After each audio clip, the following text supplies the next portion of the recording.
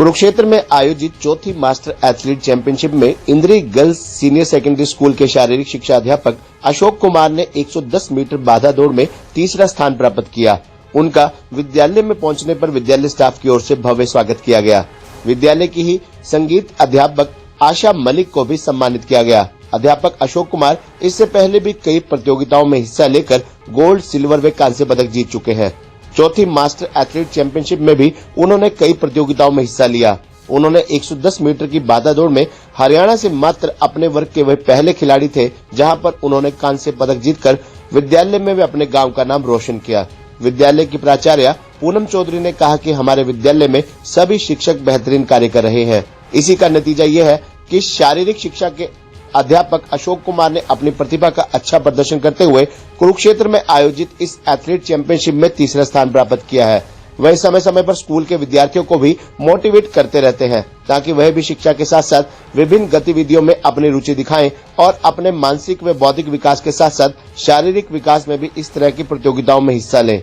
वहीं पर अध्यापक अशोक कुमार का कहना है कि वह पहले भी कई प्रकार की प्रतियोगिताओं में हिस्सा ले चुके हैं और उन्होंने कई मेडल जीते हैं। कुरुक्षेत्र में आयोजित इस प्रतियोगिता में भी उन्होंने भाग लेकर अपनी प्रतिभा का प्रदर्शन किया। उनका लक्ष्य तो गोल्ड जीतने का था, लेकिन उनको कांस्य पदक से ही संतोष करना पड़ा।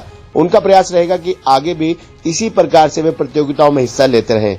वहीं विद्यालय की संगीत अध्यापिका आशा रानी मलिक ने कहा कि वह भी कई प्रकार की प्रतियोगिताओं में हिस्सा ले चुकी हैं और वह विद्यार्थियों को मोटिवेट करती रहती हैं, क्योंकि शिक्षा के साथ साथ गायन में अन्य प्रतियोगिताओं में हिस्सा लेकर हम अपने हुनर को निखार सकते हैं और इससे अपनी आजीविका भी चला सकते हैं। अपने अपने फील्ड में बहुत अच्छा परफॉर्म किया है और एक स्पेशल अपॉर्चुनिटी जो है उन्होंने अपनी लाइफ में भी अवेल की है और मैं चाहूंगी कि इसी तरह से आगे बढ़ते रहे।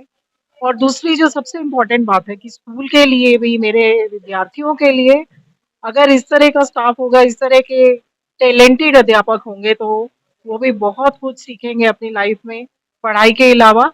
क्योंकि अशोक जी जैसे कि फिजिकल एक्टिविटीज के लिए, गेम्स के लिए बहुत ज़्यादा बच्चों को इंस्पायर करते रहते हैं और वो स्वयं भी एक बहुत अच्छे प्लेयर हैं।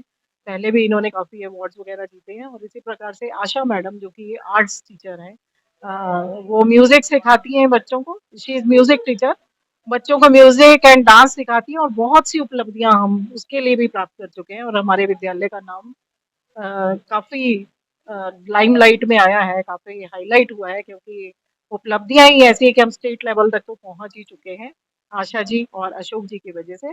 और मैं इनको जो है इनके आने वाले भविष्य के लिए बहुत सारी शुभकामनाएं देती हूँ और विश करती हूँ कि मेरे बाकी स्टाफ मेंबर्स भी उनसे इंस्पिरेशन लें और इसी प्रकार से अपने अपने सब्जेक्ट के प्रति, अपने अपने फील्ड में खूब आगे बढ़े और हमारे इन प्यारे बच्चों को, विद्यार्थियों को आगे बढ़ाएं, जिनके लिए कि हम सब यहाँ पर हैं। Thank you.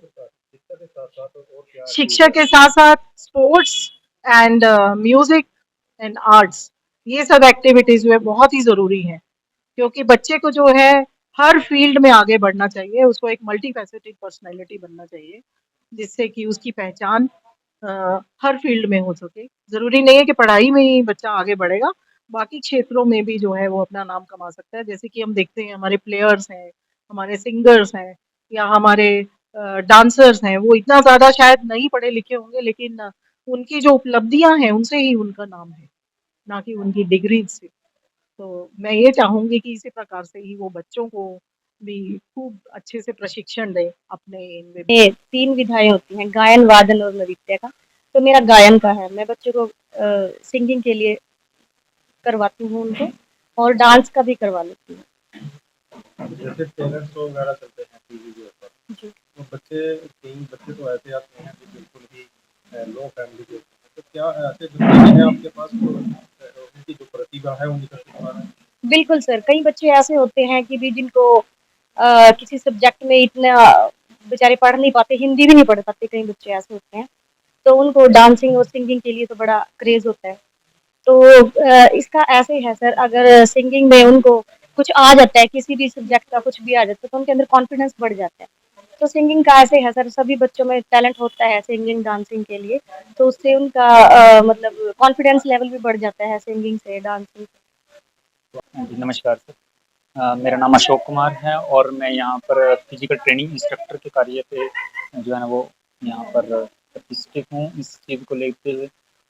दूसरा, अभी हम जो है ना नेशनल लेवल की जो चैंपियनशिप हुई थी द्रोणाचार्य क्षेत्र के स्टेडियम में, तो वहाँ पर जो है ना वो 110 मीटर हर्डल रेस में हमारा ब्रॉन्ज मेडल आया है राष्ट्रीय स्तर पर, जिसमें 7 स्टेटों ने जो है ना वो भाग लिया था उसमें 110 मीटर हर्डल की रेस में, जिसमें फर्स्ट जो है ना वो आया है उत्तराखंड, दूसरे नंबर पे जो रहा है वो तेलंगाना और तीसरे नंबर पे हमारा हरियाणा रहा है।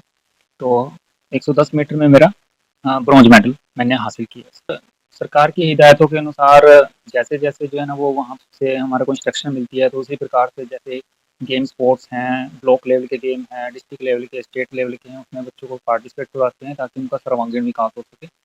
दूसरा, बच्चों को जो है ना जैसे सूर्य नमस्कार है और दूसरे आसन हैं, कल्चरल आसन हैं, मेडिटेटिव आसन हैं, हमारे रिलैक्सेटिव आसन हैं, उनको टाइम टाइम पे वो करवाते हैं ताकि वो अपने शरीर को जो है ना वो स्वस्थ रख सके और आगे बढ़ सके। उनसे प्रेरणा लेके जो है ना दूसरे बच्चे भी जो है ना वो मोटिवेट हो सकें, अपने पढ़ाई के साथ-साथ दूसरी एक्टिविटी में इन्वॉल्व हो सकें, क्योंकि कुछ बच्चे जो है ना वो पढ़ाई में अच्छा नहीं होते, लेकिन ये ज़रूरी नहीं है कि वो खेल में भी अच्छे नहीं होंगे। ज़रूरत होती है उनको जगाने की, उनको अवेयर करने की, अलर्ट करने की, उनको आगे लेके आने की। जी सर। सर, उसके लिए हमारे स्कूल में काउंसलिंग प्रोग्राम है, जिसमें हम टाइम टाइम पे जो है ना वो बच्चों को मोटिवेट करते हैं और परीक्षा का जो भय है, जिसको हम एग्ज़ाम फ़ोबिया कहते हैं, उससे संबंधित जो है ना वो नॉलेज देते हैं उनको कि, और उनको बताया जाता है कि परीक्षा कोई बड़ी बात नहीं है, ये आपकी एकेडमिक परीक्षा है, जीवन की परीक्षा नहीं है।